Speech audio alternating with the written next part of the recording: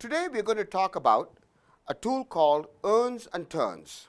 This tool is a useful way of analyzing a business, whether it be your business or a business that you are going to buy or a business that you're doing, have some interactions with, or even in fact, I suggest the next time you go shopping or have a transaction, ask yourself, how would it show up in the earns and turns tool?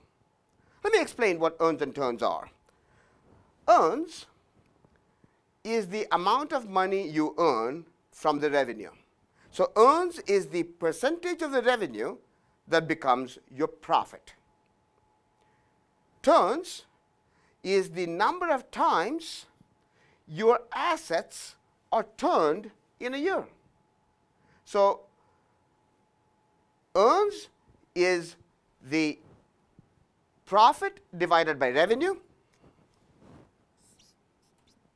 Earns is profit divided by revenue, and turns is revenue divided by assets. How many times do you turn your asset in a year?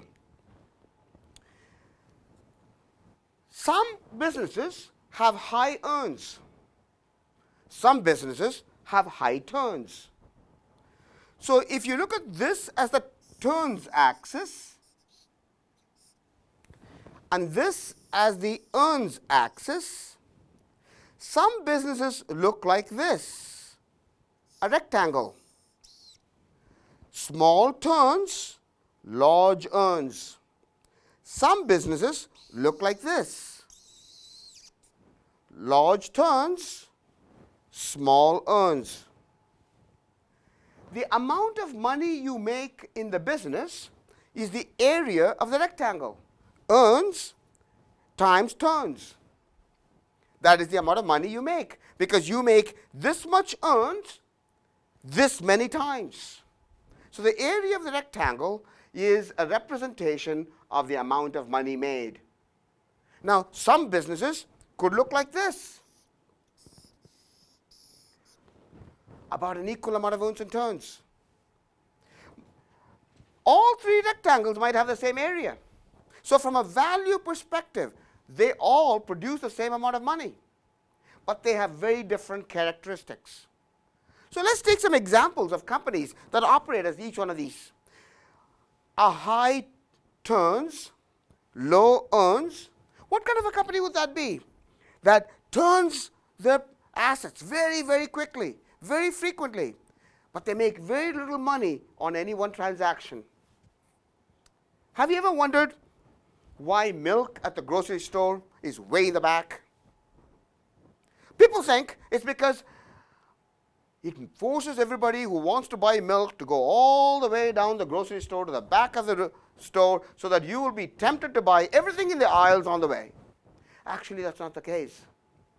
Milk is one of the most high turning item in a grocery store. It turns many times a day. From volume and weight perspective, it is the most amount of material that has to be moved. So you'll find it is closest to the loading dock. So the reason it's in the back, in fact, the corner where it actually is, you'll find is exactly where the loading dock is. It is a high turn item. They make very little money on milk. The profit the grocery store makes on milk is very, very small. Low earns, but high turns. Grocery stores in general are of this type of a business. In contrast, let's look at a business that looks like this. High earns, low turns. What kind of a business would that be? Where on one transaction, they make a lot of money, but they don't have too many transactions too much, and the stuff sticks around in the store for a long time. What would that business look like? Ever been to the jewelry store? How much jewelry do they have locked up in those shelves? A fair amount of money tied up. How often do you think they sell one of those fancy watches? Not too often. That watch sits there for months. So in a jewelry store, the turns is very small. The assets doesn't move very quickly. number of times the asset turns in a year is very small. But when they sell you that watch, when they find that scapegoat, sorry for the editorial, when they sell you that watch, they make a lot of money. The profit on one of the jewelry items is very high. Large earns, low turns. It'd be nice to have a company that had kind of an even amount of turns and earns. Those are more difficult to find often. Large turns, small earns. Large earns, small turns. Now, how can we use that to run the business? If you're running this kind of a business, would you focus your efforts to improve the turns, or would you focus your efforts to improve the earns? Well, you see, if you were to improve the earns just a little bit,